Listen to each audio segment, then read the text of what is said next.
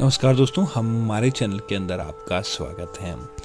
दोस्तों, नवरात्रि माता रानी का बहुत बड़ा दिन होता है और माता रानी का चमत्कार देखने के लिए लोग दोस्तों इस पूरे 9 दिनों के दौरान अपना मन, अपना धन और अपना तन सारा कुछ समर्पित कर देते हैं ताकि माता रानी की कृपा उनके जीवन के अंदर रहे।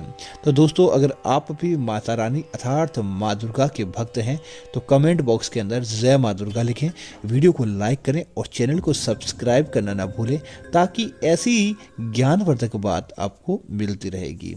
दोस्तों, आज हम आपको बताने वाले हैं कि नवरात्रि का व्रत ऐसे लोगों को नहीं करना चाहिए जो ऐसे होते हैं, क्योंकि ऐसे लोगों के ऊपर अगर आप व्रत करते हैं तो भी माँ दुर्गा क्रोधित रहती है।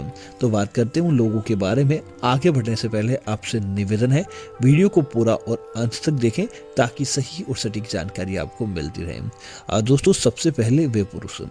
दोस्तों, नवरात्रि का त्यौहार शक्ति का त्यौहार है, माँ दुर्गा का त्यौहार है और माँ दुर्गा के स्त्री रूप स्त्री का ही त्यौहार है। तो दोस्तों, ऐसे पुरुष जो कि महिलाओं के साथ भेदभाव करते हैं, ऐसे पुरुष जो कि महिलाओं के साथ लड़ाई झगड़ा हो, महिलाओं के साथ गलत व्यवहार हो या महिलाओं की जो वह पुरुष इज्जत नहीं करते हैं, महिलाओं के साथ हर समय किसी प्रकार की दुर्घटना करने में ऐसे पुरुष हर समय या उनके बारे में गलत विचार रखने या गलत सोचते हैं, ऐसे पुरुष नवरात्रि का व्रत करते हैं तो उन्हें नुकसान ही देखने को मिलता है, उन्हें उसका फायदा देखने को नहीं मिलता। तो सबसे पहले तो काम यही करें।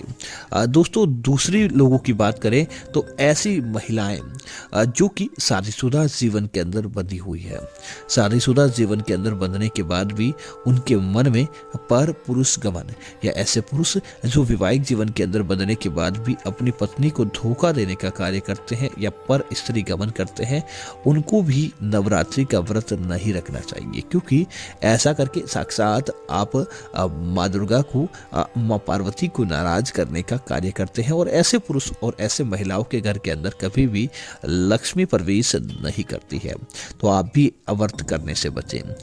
दोस्तों, इसी तरह ऐसी महिलाएं या ऐसे पुरुष जो कि वैवाहिक जीवन के अंदर बंध गए हैं लेकिन किसी कारण से, छोटे मोटे लड़ाई झगड़े के कारण आप वैवाहिक जीवन के अंदर बंधने के बाद भी एक दूसरे से दूरियां बनाए हुए रहते हैं, अर्थात कि आपने साक्षात जो अग्नि के सामने फेरे लिए थे, अग्नि को साक्षी मानकर आपने वैवाहिक जीवन का कदम उठाया था, उसके बाद आप छोटे मोटे लड़ाई झगड़े के कारण अलग रहते हैं, तो समझ लीजिए कि आपने साक्षात अग्निदेव का, साक्षात महादेव के बनाए गए नियम का उल्लंघन किया है। और ऐसे लोग जब अपने नवरात्रि का व्रत करते हैं तो आपको उसका फायदा नहीं मिलता, जिसका कारण है कि आपने अग्नि के नियम को भी ठुकरा दिया है। उसके बाद जब आपने भगवान के इस नियम को ही ठुकरा दिया तो आप व्रत करते हैं तो आपको उसका फायदा देखने को नहीं मिलता है।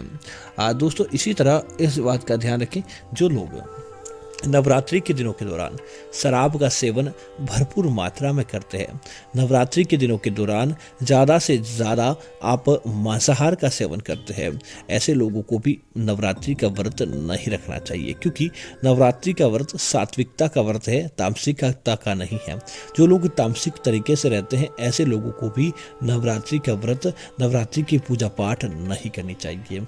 अब बात करते हैं महिलाओं के बारे में। कुछ महिलाओं के मन में विचार आता है कि वह नवरात्रि के 9 दिनों के दौरान अगर मासिक धर्म के अंदर हो जाए तो व्रत करना चाहिए या नहीं करना चाहिए, पूजा का विधान है या नहीं है। तो आप अपने घर के अंदर पूजा बिल्कुल करवा सकती है, इसमें कोई भी प्रकार का औचित्य नहीं है। आप घर के अंदर घर के पुरुषों के माध्यम से पूजा करवाएं, घर के बच्चों के माध्यम से पूजा करवाएं।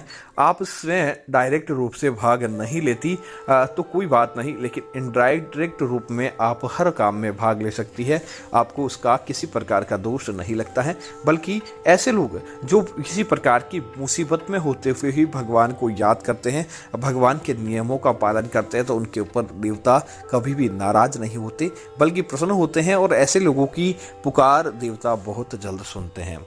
दोस्तों, इसी तरह ऐसे लोग जो कि हमेशा देवताओं को याद ही नहीं करते, देवताओं की पूजा पाठ ही नहीं करते, लेकिन किसी विशेष दिन के अंदर आडंबर करते हैं।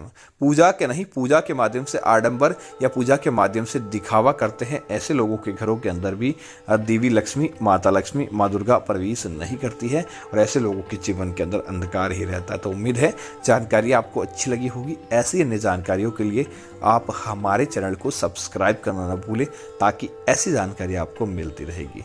धन्यवाद मित्रों। जय श्री राम मित्रों।